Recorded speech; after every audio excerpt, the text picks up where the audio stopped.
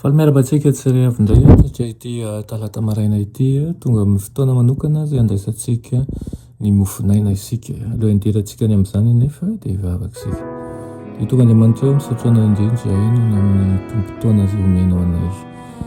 Tompo malala ho metezinao amoky zavatsoana indray amin'izao maraina izao ary ampitombo ao anatinay hatrany fanantenana ny amin'ny fiarahana anao amin'ny anaran'i Jesosy. Amen.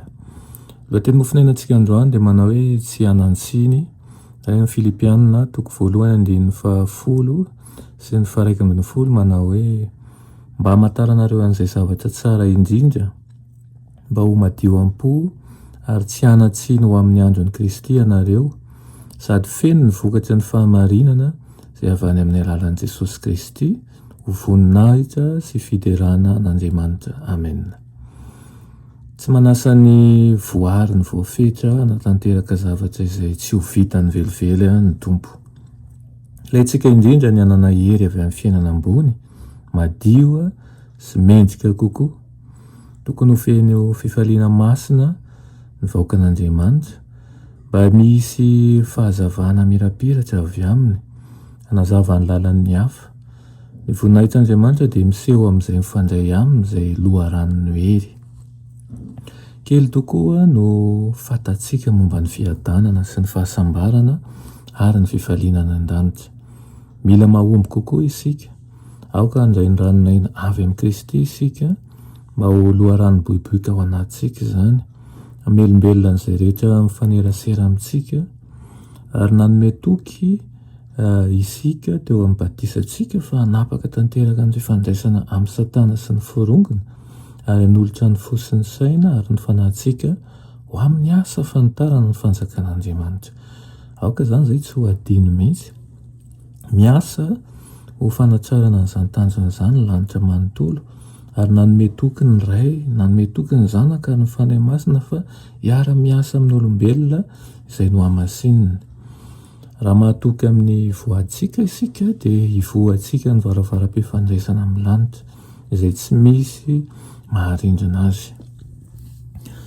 Nampanantenana ho an'izay rehetra mino ny fahatanterahana ara-pitondran-tena sy ara-panahy amin'ny alalan'ny fahasoavana sy ny herin'i Kristy. Mila mangataka ny fanampian'i Kristy isika isaky ny indray mandingana. Izy no ohatra tokony rahantsika eo ampanefenan'ny toetrantsika. Angataka antsika hiasa izy fa tsy teny fotsiny hoe izy manao hoe aoka zava eo mason'ny olona toy izany koa ny fahazavanareo mba ahitany ny asa soa ataonareo ka hankalazany rainareo izay any an-danitra. Re rahalahy sy anabavisany, i Kristy no loharan'ny fahazavana, loharan'ny fiainana, tia no tonga tananankavanan'ny olombelona rehefa avy nodiovina sy no hamasinina.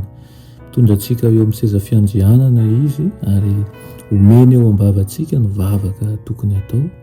Rehefa ianantsika io vavaka io dia mifandray ety amin'ny Kristy isika, mifandray amin'ny heriny velona isika isaky ny indray mandingana ary aoka ho tsapantsika mandraka hariva fa Kristy dia miaraka amintsika isan'andro. Amen. Vavaksika, saotranao indrindra izay ray ony amin'izany toky omenao anay izany. Ampio izay atoky hatramin'ny farany ary atsapa ihany koa sy andray ny toromarika rehetra avy aminao mba hafanay mahatratra ny tanjona. Amin'ny anaran'i Jesosy. Amen.